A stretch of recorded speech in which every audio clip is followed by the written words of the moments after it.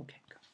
Hi, this is Dr. Pachinik. Today I want to talk about the fact that America needs bad men. And as an example of it, let me just give you Trump's statement, which is real or not real, but it's consistent with the past history of American bad men. And that is Trump announced that Baghdadi, the head of ISIS, was killed by special forces and Delta Force. And it's a consistent story. And it's convenient because Turkey was involved, the Kurds were involved, Syria was involved, Russia was involved, everybody's involved.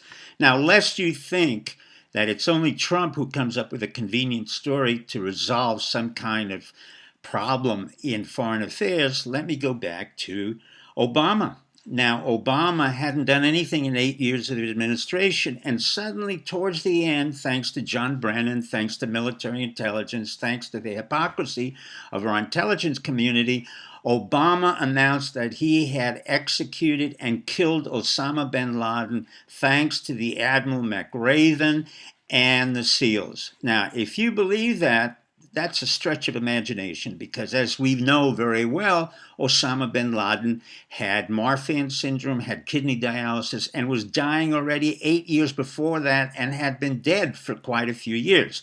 The point isn't whether it's true or not true. The point is these bad guys are convenient. And guys like John Brennan run to Hollywood and they make Zero Dark 30, the movie, and Catherine Bigelow doesn't get distributed.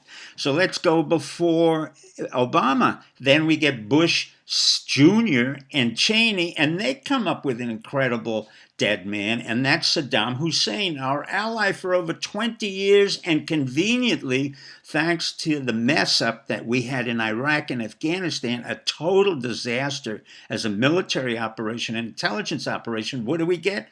Once again, we find out that he's been killed by special forces and Delta. But we don't see the actual death. What we see is a picture of that death mirrored by another special forces soldier. Now, again, let me go back and explain to you. These bad men are required in order to resolve unresolvable stories that make no sense whatsoever and attacks overseas that make no sense and have no rationale.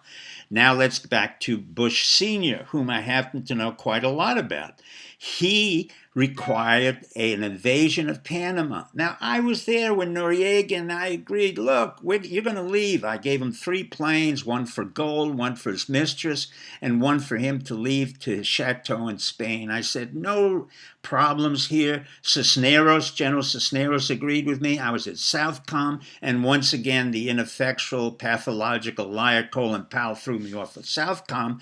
But what I didn't know, and eventually occurred, was that we needed an invasion to take out Noriega. He was the bad guy. Well, we didn't need an invasion because he already agreed with me months before that he was going to leave.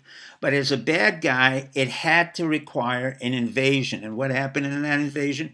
We killed a few of our own people. We killed a lot of Panamanians. 4,000 Panamanians died needlessly. And we have generals who claim that they became famous because of the war in Panama. So what we have in effect here is a storyline created by our intelligence, created by our military, because we can't really come to the truth, which is simple. We can't fight overseas. We're not very effective. These bad guys who we create, in fact, are the very allies that we've had all along. And as Noriega once told me after we cut bread, he said to me, look, Steve, the bottom line about America is you can never trust it because if you become its ally, it will turn against you. And the truth of the matter was, I then recalled Hillary Clinton. And what did she do?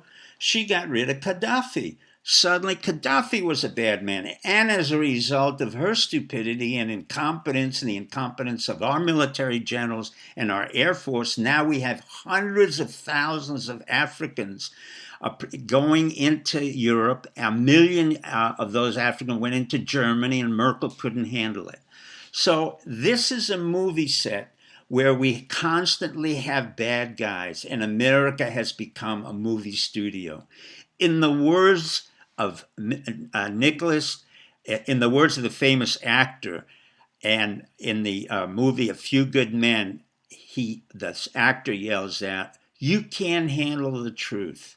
And the truth of the matter is, American leaders cannot handle the truth. We don't need bad guys. We just need to go on and create our own governments. Bye.